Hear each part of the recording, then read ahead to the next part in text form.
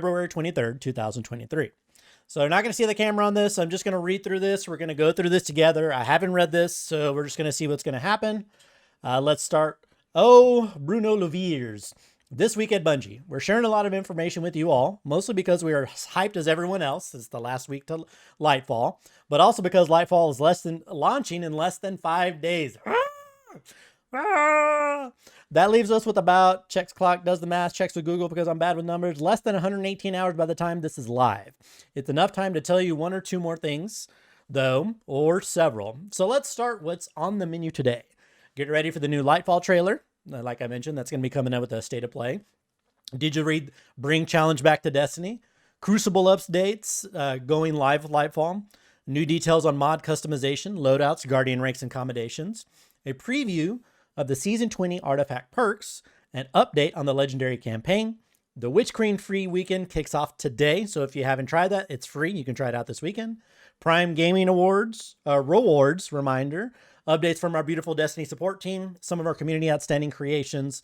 Also, here's what we talked about in the previous week. If you didn't know, Lightfall in the Year Ahead article, the Vidoc, crafting changes, the Season 19 ending some cinematic, new Destiny branded SteelSeries drip, which is pretty dope. Check that out at the Bungie store. Lightfall ritual weapons and ornaments. With all that clear, there's only one thing left to do. Jump in. Vamos! That's the let's go if you didn't know. New trailer coming today. We're not kidding when we say our end begins. Have you seen how powerful our enemies are? Well, you'll see in just a few hours when the launch trailer for Lightfall premieres during PlayStation's State of Play. I am super stoked about this, y'all. I'm going to watch this on stream, so feel free to check this out.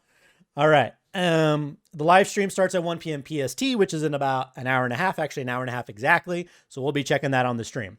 All right, so moving on, the hard way. This week, the World Systems team shared an overview of the changes coming to several activities. Long story short, Destiny 2 is getting harder. If you didn't see in some previous updates, they're upping the difficulties and they're basically making it where you're going to be a static under level depending on what tier of difficulty you choose.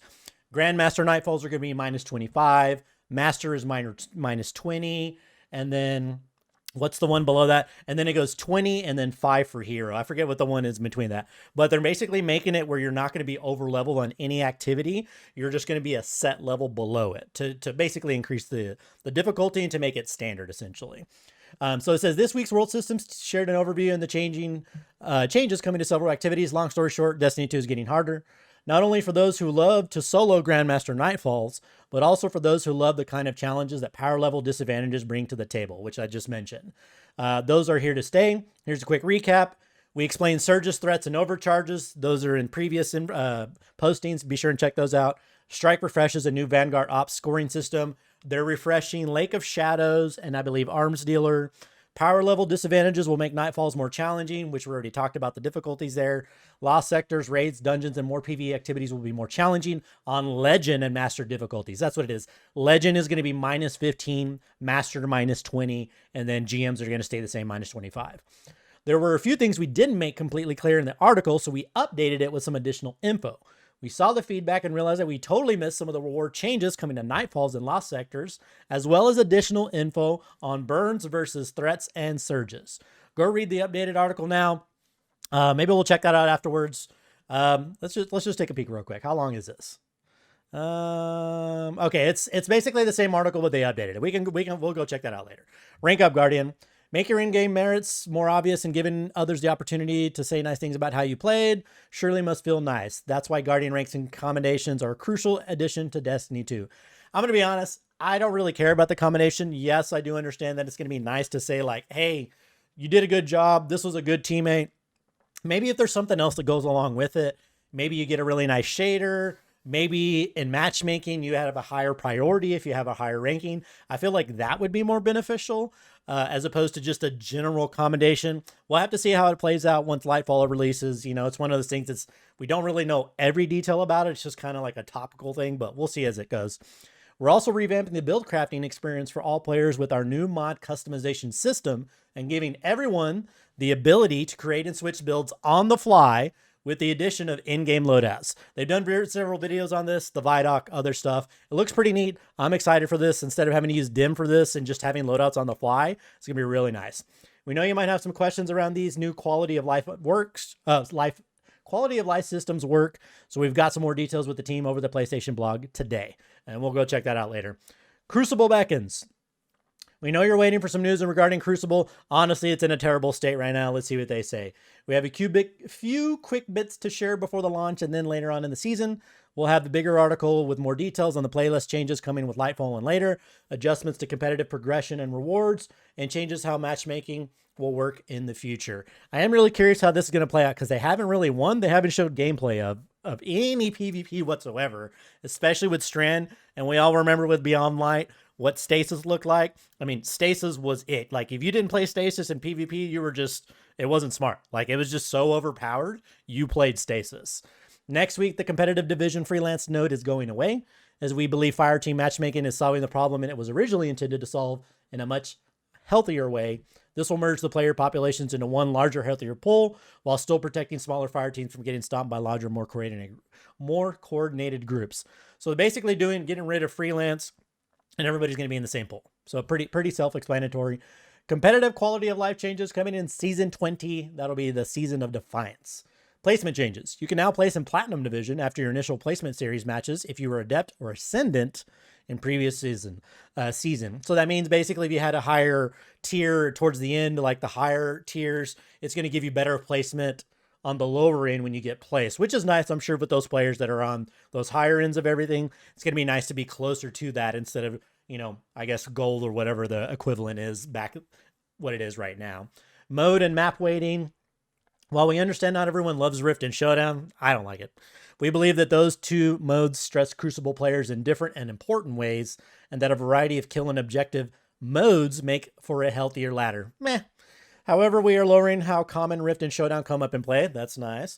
While RNG can give any sequence of maps and modes, we expect Survival to show up roughly 2/3 of the time, and Rift and Showdown to split the other 1/3. That's not too bad. So they know it's not super popular, that it's not the most fun to play, so they're lowering it. They're not completely taking it away. They're just lowering how much it's going to happen. We have also adjusted the individual map weightings for Showdown to eliminate modes that does not play well on. So basically eliminating the maps that I don't play on. I don't know. I haven't played Crucible in so long just because it's so sweaty, and I feel like cheats have been such a real big thing with Cronus and everything that's going on with everybody having that. I feel like it's really just, I don't know. It's not a good place. I haven't enjoyed Crucible for a while. Whenever they actually, you know what? I remember the last time before they made the changes to Iron Banner, before that season, I think that was the last time I enjoyed it, which was a while ago. Overall, we've increased the weight of Javelin 4, Endless Veil, and Altar of Flame in competitive division, and removed Disjunction and Cathedral of Dust from the rotation entirely. Interesting. As the start of Season 20, you can gild the Glorious title by reaching the Adept division, as well as a number of other Crucible triumphs. Exotic armor pieces can be just as critical to your PvP build as your weapons or subclass aspects or fragments. A popular move has always been to have a powerful neutral game exotic on during PvP while your super is building, then swap to a super enhancing exotic once your super is full. Then swapping back to the neutral game exotic that tends to favor players who have a higher NPCs and can get in and out of the menus faster. We generally don't want to encourage a bunch of menu gameplay during action. We also find it an uninteresting way to gain an advantage in PvP. With the prevalence of build swapping, and that can happen with loadouts, we thought we would squash this issue in a high-end PvP. Oh, okay.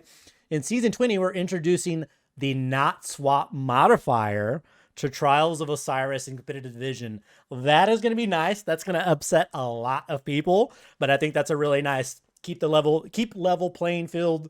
So that way you don't have an advantage. And I totally understand that. I agree with that. That's a good change. We'll see how it plays out though. In activities with not swap, if you change your exotic armor during the match, all of your ability energy is removed, just like if you swapped your subclass. Whoa! We'll be monitoring gameplay and community discussion around the issue, but we are not currently planning on adding it to Gambit or other Crucible playlists. So they're going to see how it plays out in the more competitive side of things, and then maybe in the other stuff. I don't know how I feel that with the other stuff. I feel like competitive and the high-end competitive is really the only place that would matter, so I can agree with that. We're also not planning on adding it to any PvE modes. Yeah, that would make no sense whatsoever, because You know how many times I've swapped in like just in Nightfalls, not Grandmasters, but just normal Nightfalls or something else where I'm like, oh, I'm doing kills for bounties. I need to switch to this, and I'm switching as I'm going throughout whatever playlist activity I'm doing. Yeah, that would not make sense to do it in any PvE modes aside from Grandmasters, because that's already what it is anyways. Even in Master mode, it's just Master modes for the raids. You have to sometimes be able to swap, so it'd be really silly for them to do it. Anywhere it might provide a meaningful advantage already has equipment locked. Yeah, exactly, GMs. All right, Crucible, blah, blah, blah, blah, blah. Embrace the passive artifact. Here's our next section. The seasonal artifact has been with us for a while now, and we adjusted its functionalities to better suit how you face some of the most challenging activities in Destiny 2, and to spice up the meta a bit with each season. Let me blow this up a little bit. Here we go. We're making several improvements to it in Lightfall, starting with the following. Artifact mods are now artifact perks. Interesting. These are passive. Oh my God, dude, that is music to my ears. And you don't have to slot them into your armor pieces. Once you unlock an artifact perk, it automatically applies to your guiding. That is huge. That is so awesome. It's so, and I thought that for the longest time, how every single thing in the artifact is a mod. Like you have to mod it into something. Most of them, probably more than half of them, I never use because I'm like, do I really want to waste 3 energy to use a mod that's going to be minorly better? Like that just didn't make any sense. That's amazing. 12 perks are unlockable per character. You can reset the artifact at no cost any number of times. Ah, that's nice. The anti-champion weapons featured on the artifact can also be overcharged in higher difficulty activities. Nice. To accommodate these changes, Artifice Armor now has a unique mod slot that grants 3 additional points to a character's stat of your choice. This change is retroactive in all Artifice Armor. Let's go! So if you're trying to max out your discipline, your intellect, which I don't know why anybody would do that, resilience, mobility, whatever, that is nice. But why tell you when we can show you? Here's what the Ascendant Scepter brings to the table for Season 20. Here we go. Column 1. Oh, it's letting us know everything, all the mods. Let's go! Anti-barrier sidearms. That's interesting. Your equipped sidearms stun the barriers. Sidearms are always overcharged when the modifier is active. So we have anti-barrier pulse and sidearms, overload bows, and then unstoppable scouts. What's automatics overload? Oh, okay. So automatic rifles. So that's auto rifles, submachine guns. So we have overload for bows and like submachine guns and auto rifles, unstoppable scouts, anti-barrier pulse, and sidearms. Okay. So not too much of a difference there, but let's see how the rest of these mods go before I make any decisions on anything. Column 2, authorized mods, solar. The armor energy cost of all armor mods affecting your solar weapons are significantly discounted. Authorized mods. So, so it reduces the energy cost of all the mods that are affecting grenades or void weapons, strand weapons, solar weapons. So basically what this is doing is allowing you to slot in more for less. If you want to just go straight up grenade build, oh, I want to pour everything into void weapons, so when I use my Taipan, I'm hitting like a fucking truck. That's cool. I actually really like that. That's really cool because then it's encouraging build crafting. It's going to encourage you to try out different things, and especially with strand and all this other stuff. Oh, you see this? I just noticed this is all coinciding with the rotating surges. So the solar and void are going to be rotating weekly, and strand is the seasonal surge. So this is almost, I feel like I'm always going to coincide with whatever the rotating / seasonal surges are. And then grenades. Everybody loves grenades. There's so many grenade builds right now. Let's see what this multi-siphon mods does.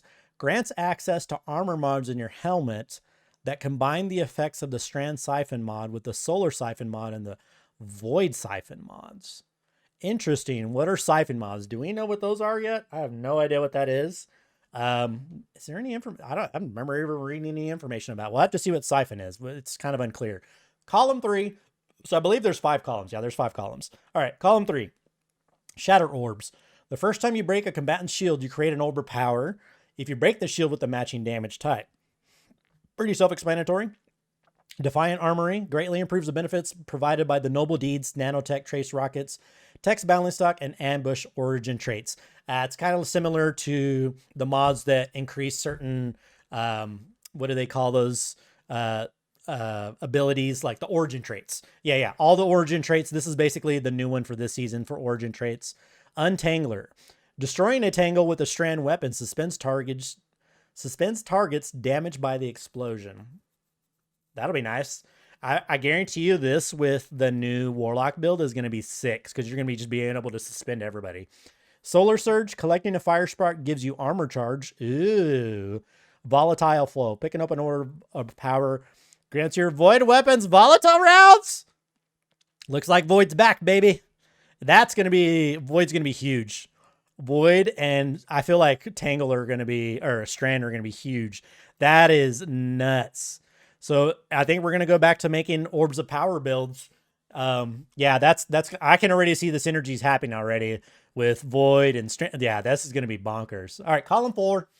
Bricks from Beyond. Defeating a powerful combatant with a Void weapon has a chance to generate heavy ammo. What? Void? Why are they pushing Void so much? I feel like they should do that with freaking Strand. That's really interesting. They're pushing Void is really strong. Let's be honest. All the Void builds are crazy. Flare Up. Firebolt grenades apply more scorch stacks. Damaging a combatant with a firebolt grenade spawns a fire sprite near them. That'll be nice for fire builds or solar builds. Origin Hones. Weapons with the Noble Deeds, Nano Tracing Rockets, Text Balance Stock, and Ambush Origin traits are always overcharged when the modifier is active. Ooh. This Nano Tracing Rockets, I think, is going to be very similar to the Quicksilver and how it has that rocket. That I think there's just going to be an Origin trait that just has that. So I think that's going to be the seasonal thing, if I'm not mistaken. These we already have. Noble Deeds, I don't know if we had that yet. So I'm assuming these two are going to be for seasonal / season Origin traits that are going to be coming out with the next season / expansion. Interesting. That's cool how it's going to be overcharged. So it's going to be making you want to use the new weapons. Allied Unraveling. Rapid final blows with a strand weapon grant your weapon unraveling rounds with a longer duration near allies. We'll have to see what unraveling rounds is. I guess, yeah, I'm not really sure that we know what that is yet. If it has explained it, I'll post what it does at some point. Counterweave. When you or a member of your fire team stuns or defeats a champion, so for GMs, you gain energy for your least charged strand ability. Really pushing that strand right there. Like, that's going to be huge for GMs. All right, column 5. This is the final column. All right, Stranded Reach. Destroying a tangle with a strand weapon creates a larger, more damaging explosion. That'll be nice, especially for ad clearing. Rain of Firebolts. When you have a Firebolt grenade equipped, gain a second grenade charge. Ooh, Firebolt grenades. Interesting. I can already see some build crafting I kind of have going on in my head. You probably run this with, like, I'm trying to think with a Warlock or anything really. So this is going to be really good with that Titan chest piece, Innermost Light. Yeah, that's going to be huge. I don't think there's any Firebolt specific exotics yet. Maybe there will be. Who knows? There might be one. I guarantee maybe there probably is going to be something that's going to go along with these. I bet. Void Weapons Channeling. You gain a temporary bonus to Void Weapon damage after you defeat a target with a Void Weapon, while at least one of your Void abilities is fully charged. Oh, so if you have a fully charged ability and you defeat somebody, you get a temporary bonus to Void Weapon damage. That's going to be really good for like a Devour build. This damage bonus increases based on the number of fully charged Void abilities. Man, can you imagine just get Devour going with your Warlock and you're just like not using any of your abilities, but you're just destroying stuff, and then you pop out your Taipan? Oh, that could get silly. Medieval Champion. Ooh. Glaives you wield fire a powerful explosive payload that stuns unshielded combatants. Strong against unstoppable champions. So there might be a glaive build coming up. Additionally, glaives are always overcharged when the modifier is active. Landing consecutive hits with a sword disrupts combatants, stunning them, delaying ability regeneration, and lowering combatant damage output. So that's going to be for Overload champions. Additionally, Swords are always overcharged when the modifier is active. So this is going to be another way to stun champions. So for a glaive, it's for unstoppables. For swords, it's going to be overload. So I guess depending on what GMs they have, yeah, that might be good for certain GMs. And then the last and final one, Prismatic Transfer. When you cast your super, each member of your fire team with a subclass damage type different than yours gains a bonus to weapon damage. Interesting. I wonder how much that's going to be, because if it have to be considerate in order for you to waste it, because I'm assuming this is going to be like a 5 to 6 energy type thing. It's going to be expensive, kind of like this too. Yeah, it'd have to be worthwhile for that bonus damage, because if it's like 10%, may not be worth it, but we'll have to see. New ways to defeat champions. Here we go. In our Build Crafting Evolved article, we stated that there will be new ways to counter champions and Nightfalls. If you didn't know, they're basically weaving it into certain weapons, into certain subclasses that they're going to build anti-champion mods built into it. After showcasing the seasonal weapons, you will do so. Maybe we should also refresh the information and throw in 1 or 2 more details, right? You can use an exotic with an anti-champion intrinsic perk. Ariana's Vow, Divinity, Levine's Breath are 3 examples. You can use weapons that have anti-champion artifact perk. You can use the following subclass verb status effects: Barrier Champions, Radiant, Volatile Rounds, and Unraveling Rounds. Interesting. So if you're buffed by Radiant, you can drop down a barrier. So Solar is going to be really good for that. Interesting. So Solar, Void, and Strand for barrier.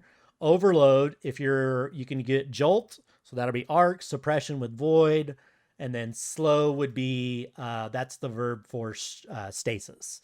So Unstoppables. So we have Ignite, which will be Solar, Blind, which will be Arc, Shatter, which will be Stasis, and Suspend, which will be Strand. So literally everything with Unstoppable. That's really nice. So that means no matter what subclass you're running, you'll be able to, at the minimum, do an Unstoppable champion mod. That's really nice. The verbs work no matter how they are triggered. 2 examples: if you are Radiant because of a Solar Hunter using acrobatic dodge near you, you will shoot anti-barrier rounds until Radiant wears off. So however long the buff is on there, that's how long you're gonna get it. Mark my words, you're gonna see a lot of builds that are gonna be utilizing that stasis mod time dilation. That's going to be really nice for extending those buffs, and any artifacts, or not artifacts, but any anything's built into the subclasses that extends like Radiant and stuff. That's going to be really strong, I bet, especially for GMs.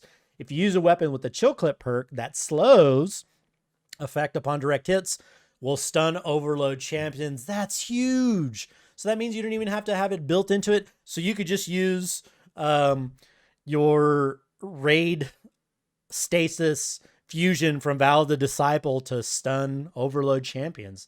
Nice. And then Shatter upon a second hit will stun the Unstoppables, while Radiant, though the same weapon, would pierce the barrier champions, but not stun overload champions. Nice. That's huge. This is really going to encourage multiple builds for GMs instead of like, okay, this is really it. Or this 1 or 2 builds. That's nice. I think that's going to be a nice change. I'm sure a lot of players are going to be happy about that. Exotics with anti-champion status effects won't get the pierce effect when applying Radiant.